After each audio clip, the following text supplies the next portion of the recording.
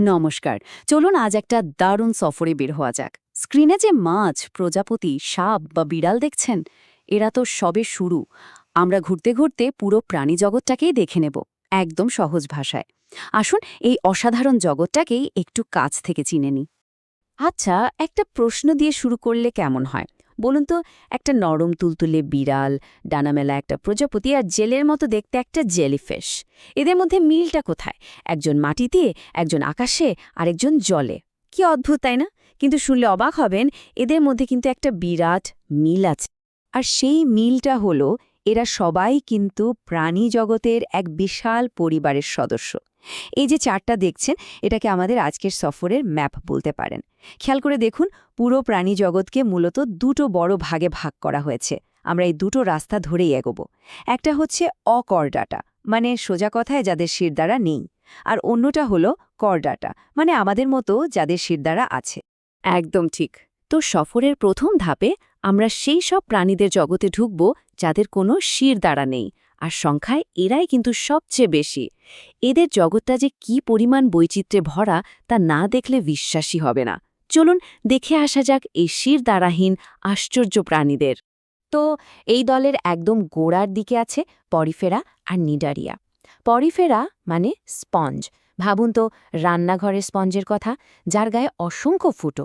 এরা ঠিক সেভাবেই সারাক্ষণ জল ছাকতে থাকে আর খাবার জোগাড় করে। আর নিডারিয়া মানে জেলিফিশের মতো প্রাণীরা, তাদের আবার শিকার ধরার জন্য বিশেষ কোষ থাকে।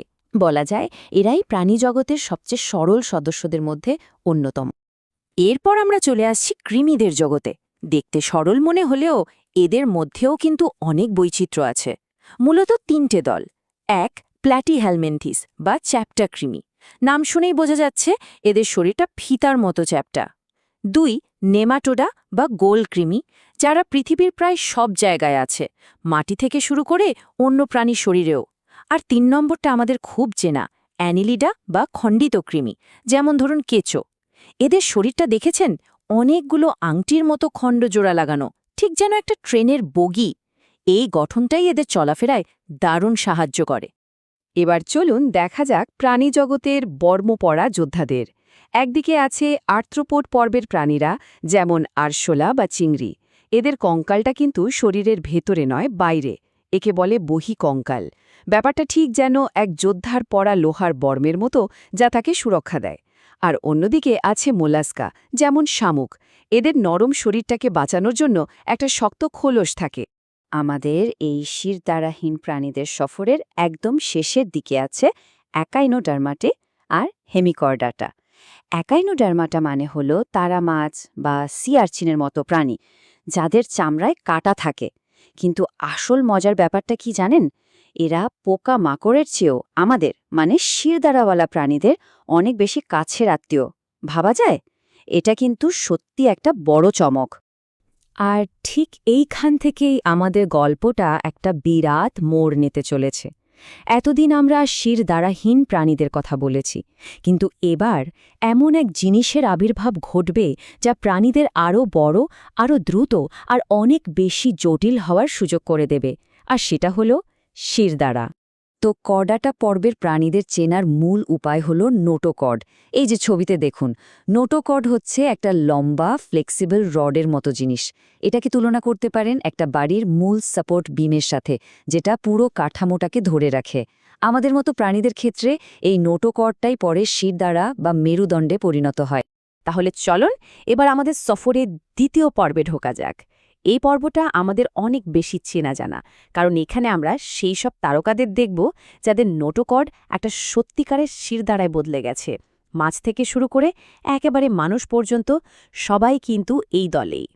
হ্যাঁ, ভার্টিব্রাটা বা মেরুদণ্ডী মানেই হলো যাদের ওই নোটোকর্ডটা শক্ত হাড় দিয়ে তৈরি একটা মেরুদণ্ডে পরিণত হয়েছে। আর এখানেই কিন্তু একটা বড় ভাগ হয়ে যায়। একদিকে একনাথা, মানে যাদের চোয়াল নেই, আর অন্যদিকে ন্যাথোস্টোমাটা, মানে যাদের চোয়াল আছে। ভাবতে পারেন পৃথিবীর প্রথম মেরুদণ্ডী প্রাণী ছিল এই একনাথা। এদের কিন্তু কোনো চোয়াল ছিল না, তার বদলে ছিল একটা গোল চোষকের মতো মুখ। এরা অন্য মাছের গায়ে লেগে থেকে রক্ত চুষে খেত।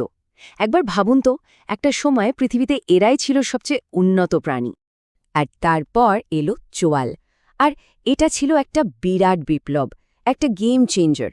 ভাবুন, চোয়াল আসার ফলে প্রাণীরা শুধু চুষে নয়, কামড়াতে, চিবোতে শিকার ধরে রাখতে পারল। এটা তাদের খাবার আর বেঁচে থাকার কৌশলটাই আমূল বদলে দিল। তো এই চোয়ালওয়ালা মাছেদের দুটো বড় দল আছে। এক, কন্ট্রিকথিস, মানে হাঙরের মতো মাছ, যাদের কঙ্কালটা নরম তরুণাস্থি দিয়ে তৈরি, ঠিক আমাদের কানের হাড়ের মতো। আর দুই, অস্টিকথিস, মানে রুই কাতলার মতো মাছ, যাদের কঙ্কাল শক্ত কাটা বা অস্থি দিয়ে তৈরি, একেবারে আমাদের হাতের হাড়ের মতো। এই ছবি দুটো দেখলেই ব্যাপারটা আরও পরিষ্কার হয়ে যাবে। দেখুন, বাদিকে হাঙর, যার পুরো শরীরটা একটা নমনীয় তরুণাস্থির কাঠামোর ওপর দাঁড়িয়ে, আর ডানদিকে একটা সাধারণ মাছ, যার কঙ্কাল শক্ত কাটা বা অস্থি দিয়ে তৈরি। এটাই কিন্তু দুই দলের মধ্যে আসল পার্থক্য। এরপর মেরুদণ্ডী প্রাণীদের গল্পে একটা যুগান্তকারী মোড় এলো। তারা জল ছেড়ে ডাঙায় পা রাখল। আর এই অসম্ভবকে সম্ভব করার প্রথম নায়ক ছিল উভচর বা অ্যাম্ফিবিয়ানরা, যেমন ব্যাঙ। এদের জীবনের শুরুটা হয় জলে, ব্যাঙাচি হিসেবে, আর বড় হয়ে এরা ডাঙায় চলে আসে। জল আর ডাঙা মিলিয়ে এই যে দুটো জীবন, এজন্যে এদেরকে উভচর বলা হয়। কিন্তু উভচরদের একটা সমস্যা ছিল। ডাঙায় থাকলেও ডিম পাড়ার জন্য তাদের জলেই ফিরে যেতে হতো। এই সমস্যার সমাধান নিয়ে এলো সরীসৃপ বা রেপটাইলেরা। এদের শুকনো আঁশওয়ালা চামড়া শরীর থেকে জল বেরিয়ে যাওয়া আটকায়, আর সবচেয়ে বড় কথা, এরা ডাঙাতেই শক্ত খোলসের ডিম পাড়তে পারে। টিকটিকি, সাপ, কুমির, বলা যায় এরাই হলো ডাঙার সত্যিকারের রাজা। ডাঙা তো জয় হল, এরপর কি? আকাশ।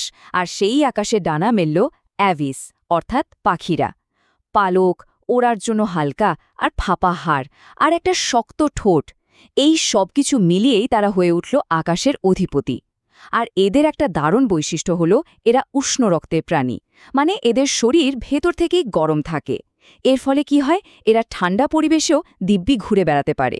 এটা কিন্তু বেঁচে থাকার জন্য একটা বিশাল অ্যাডভান্টেজ। আমাদের এই লম্বা সফরের একেবারে শেষ স্টেশনে আমরা চলে এসেছি। এবার আমরা এমন একটা দলের সাথে পরিচিত হব যারা আমাদের সবচেয়ে চেনা, কারণ আমরা নিজেরাই তো সেই দলের সদস্য। আর সেই দলটি হল স্তন্যপায়ী বা ম্যামল। হ্যাঁ, আমরা মানুষরাও কিন্তু এই দলেই। এই দলে প্রাণীদের চেনার সবচেয়ে সহজ উপায় কি? এদের গায়ে লোম বা চুল থাকে, আর এরা বাচ্চাদের দুধ খাইয়ে বড় করে। ছোট্ট একটা ইঁদুর থেকে শুরু করে বিশাল তিমি, বাঘ থেকে মানুষ, সবাই আমরা এই একই পরিবারের সদস্য। তাহলে এই পুরো সফরটা থেকে মূল কথাটা কি দাঁড়ালো? এটাই যে এই প্রাণী জগৎটা আসলে একটা বিরাট পরিবার। একটা সাধারণ স্পঞ্জ থেকে শুরু করে মানুষ পর্যন্ত আমরা সবাই কোনো না কোনোভাবে একে অপরের সাথে যুক্ত। এই বিশাল ফ্যামিলি ট্রির প্রত্যেকটা সদস্যই কিন্তু খুব গুরুত্বপূর্ণ। আমাদের আজকের আলোচনা এখানেই শেষ হচ্ছে, কিন্তু যাওয়ার আগে একটা প্রশ্ন। এটা জানার পর কি ব্যাপারটা একটু অন্যরকম লাগছে না, যে বিবর্তনের রাস্তায় একটা তারা মাছ আমাদের যতটা কাছের, একটা আরশোলা কিন্তু ততটা নয়? একবার ভেবে দেখবেন, এই বিশাল আশ্চর্য প্রাণী জগতে আমাদের আসল জায়গাটা ঠিক কোথায়।